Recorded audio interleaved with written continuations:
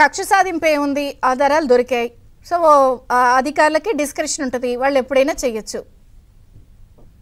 ఇప్పుడు అధికారులకు ఎప్పుడైనా డిస్కస్ పవర్ ఉంటుంది, వారు ఎప్పుడైనా అరెస్ట్ చేయొచ్చు అనేది సరే రచన గారు చెప్పారు, వారు అడ్వకేట్ గారు, అదేవిధంగా రామ్మోహన్ రెడ్డి గారు కూడా అడ్వకేట్ గారు.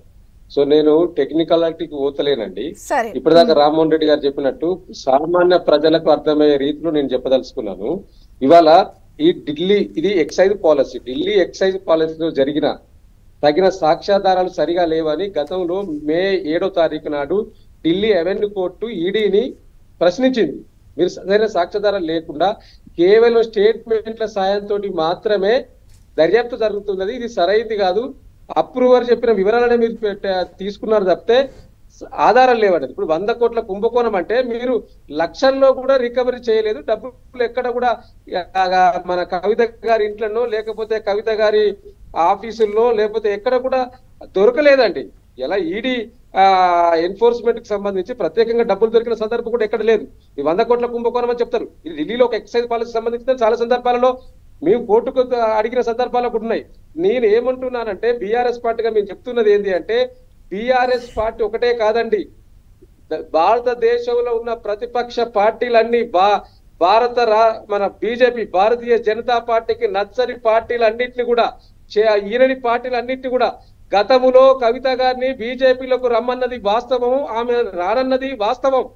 రాలేదు కాబట్టి కేసీఆర్ గారు బీజేపీకి లొంగిపోతలేడు కాబట్టి తప్పకుండా రాజకీయంగా ఈ పార్టీని బొందబెట్టాలని ఆనాడే అమిత్ షా గారు నరేంద్ర మోడీ గారు కుట్ర పన్నిండ్రు.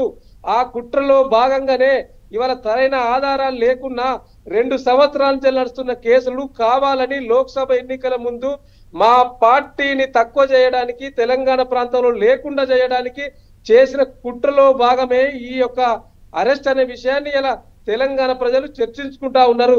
తప్పకుండా ఇలా అనేక కేసులు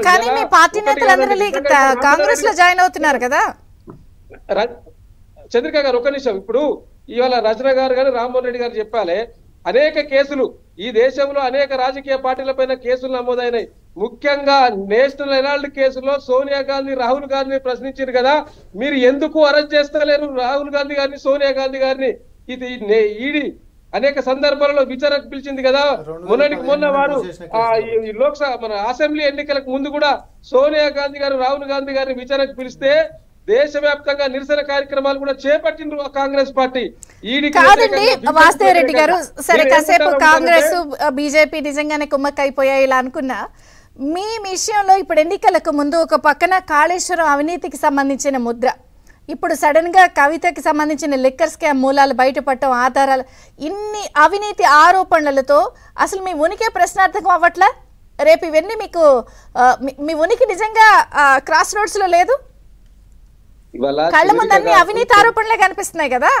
చంద్రిక గారు, తెలంగాణ ఉనికిని ప్రపంచానికి భారతదేశానికి చాటి చెప్పిన పార్టీ భారత రాష్ట్ర సమితి పార్టీ. దాన్ని అనట్లేదు, అవినీతి ఆరోపణలు, కాళేశ్వరం అవినీతి ముద్ర, సడన్ గా ఇప్పుడు ఇన్ని వచ్చినాయి కదా 2 టర్మ్స్ పవర్ తర్వాత. చంద్రిక గారు,